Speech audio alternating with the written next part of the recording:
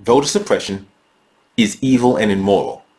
Trying to interfere with people's ability to participate in the political process is abhorrent. It is unconscionable that politicians are trying to stop people's ability to have control and direction over who their elected representatives are, unless the Democrats do it. Welcome to Escaping the Echo Chamber.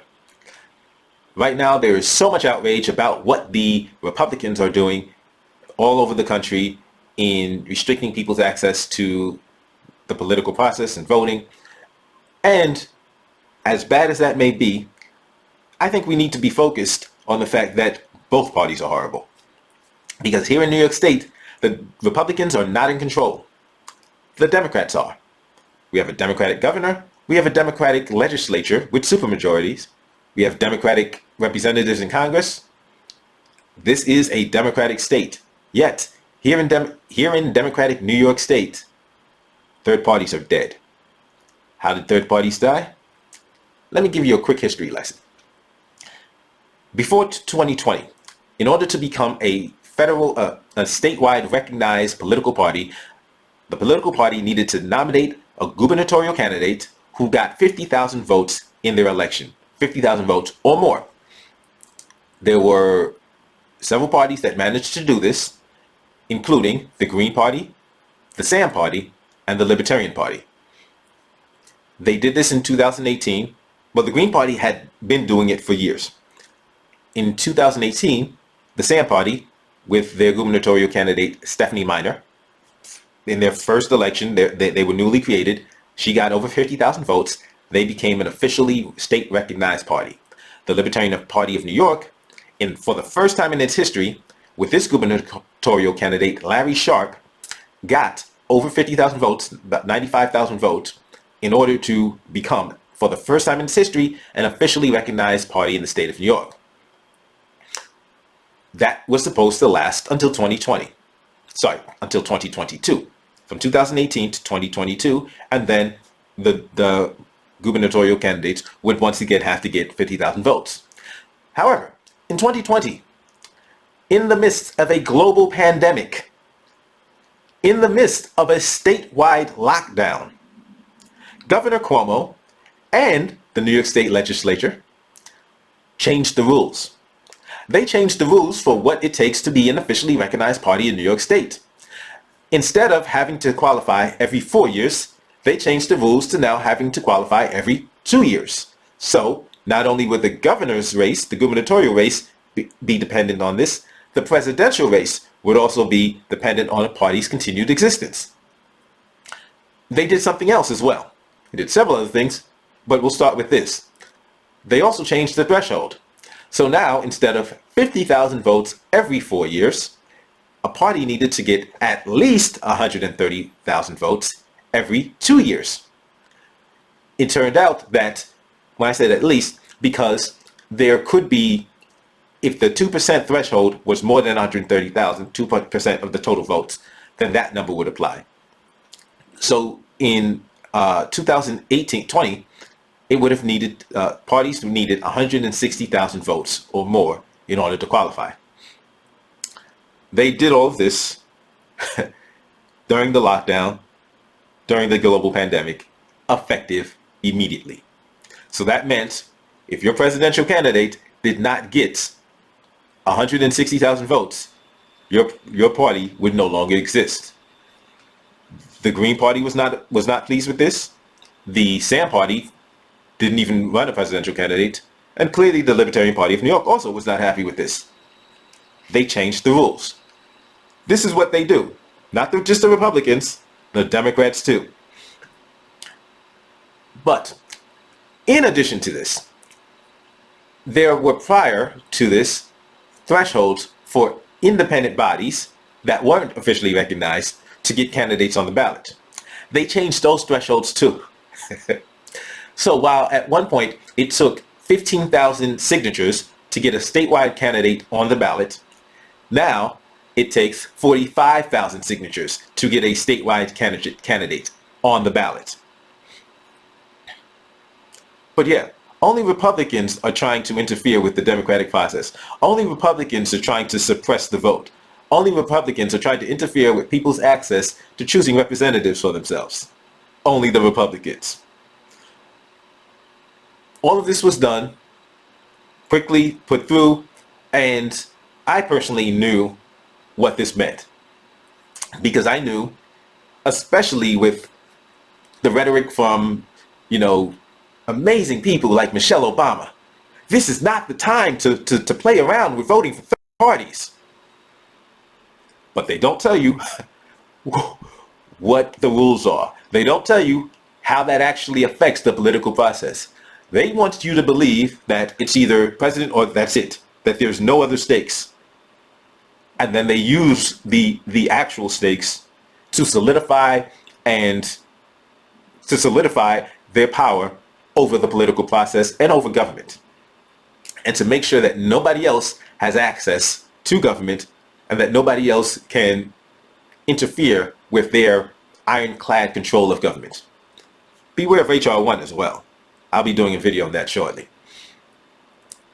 But it's amazing that there's so much rhetoric about how, oh no, third parties can't win. Don't waste your vote.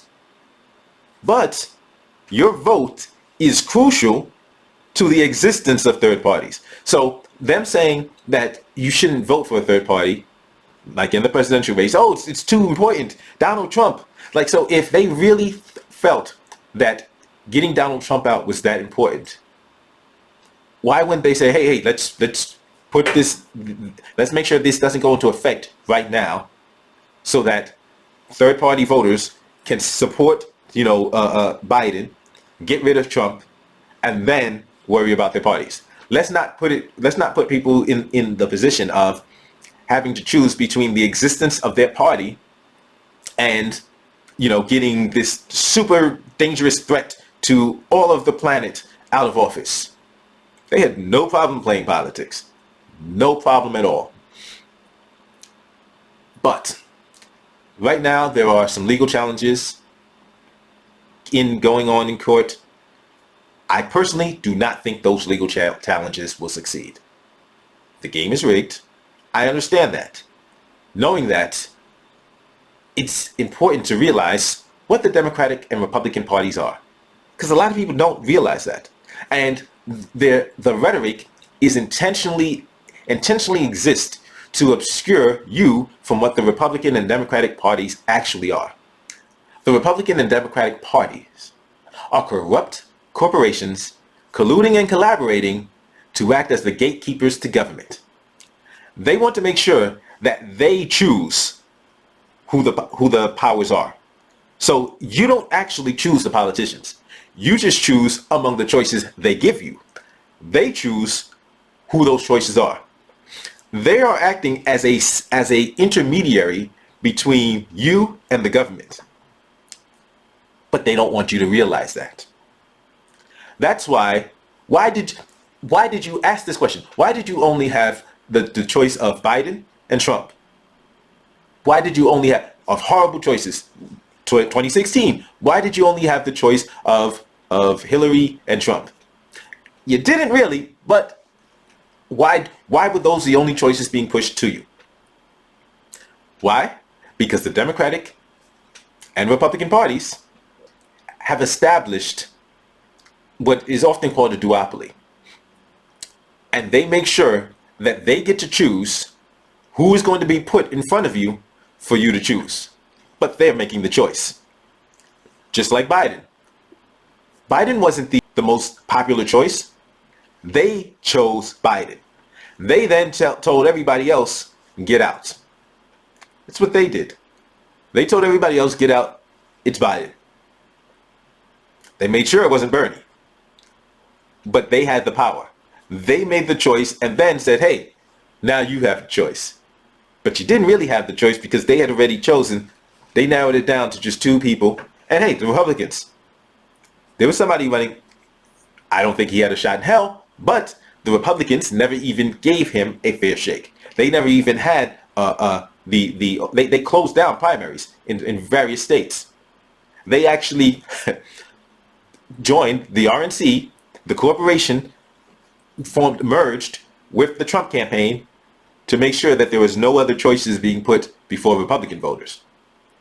The Democrats made sure that the choice was made for you, that it was going to be Biden. That's what the Democrats did. Now, there were a couple of other people on most state ballots, but media didn't talk about it. TV, no. So the TV is actually a co-conspirator. Media is a co-conspirator with these two corrupt corporations who want to make sure that they are the ones that choose who is in power in the government. You don't really have the choice.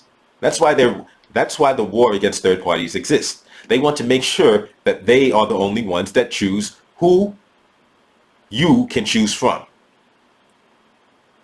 So now, I can say you have the choice. You have freedom. You can choose what you want to eat. I made peanut butter and jelly sandwiches and cheese sandwiches. But you have the choice. That's what they're choosing. That's what they're doing. Except their choices aren't as appetizing as peanut butter and jelly and cheese sandwiches. It's way worse than that. But this is what the Democrats will pretend is only happening by virtue of the Republicans. When they are just as corrupt, just as shady, just as obstructive, just as intent on maintaining their own power and lessening yours. Wake up, people. Pay attention. And like I said, HR 1, I'm watching how the media is covering it. The media is lying to you. As always, don't forget to give me a thumbs up, like, share, and subscribe. Also, comment below if you disagree with what I've said. If you think, hey, the Republicans are evil, but the Democrats are the good guys. Comment below. If you don't like what I've said and you want to give me a thumbs down, feel free to give me a thumbs down. But if you give me a thumbs down, don't run and hide. Comment why. I will either address it in the comment section or in future videos because I'm not afraid of disagreement. Are you? I'll see you next time.